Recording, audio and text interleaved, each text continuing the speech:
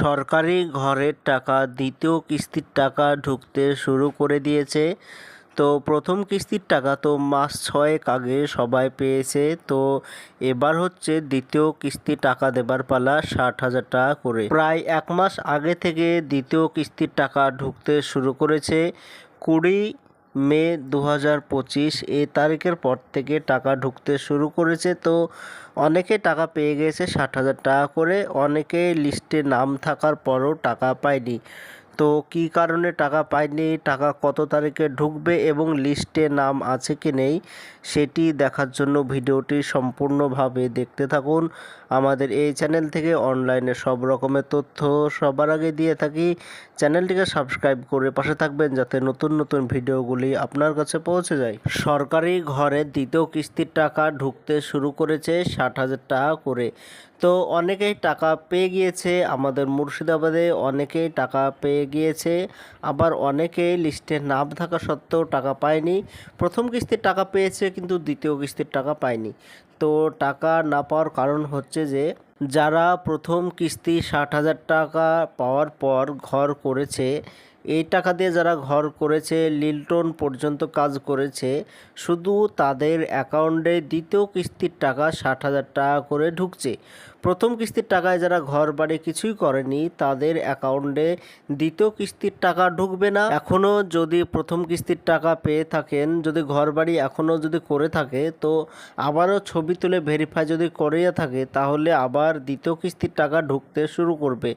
তো অনেকের নাম লিস্ট থেকে বাদ চলে গিয়েছে, অনেকের নাম লিস্টে নাম থাকার পরেও টাকা পাচ্ছে না।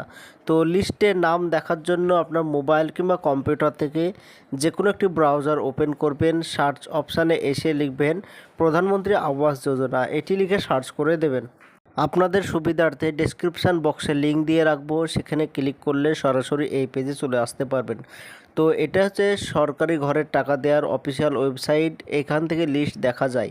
তো এই আগের লিস্ট ধরেই টাকা দেওয়া হচ্ছে। তো এরকম একটি পেজ আসবে, তো উপরে লেখা আছে আওয়াজ সফট লেখা আছে, এই আওয়াজ সফটে ক্লিক করে দ্বিতীয় নম্বরে লেখা আছে রিপোর্ট লেখা আছে, এই রিপোর্ট লেখাতে ক্লিক করবেন। এইবার এরকম একটি পেজ চলে আসবে, 3 নম্বরে লেখা আছে বেনিফিশিয়ারি রেজিস্টার্ড অ্যাকাউন্ট ফর জেন অ্যান্ড ভেরিফাই লেখা, এইটাতে ক্লিক করবেন।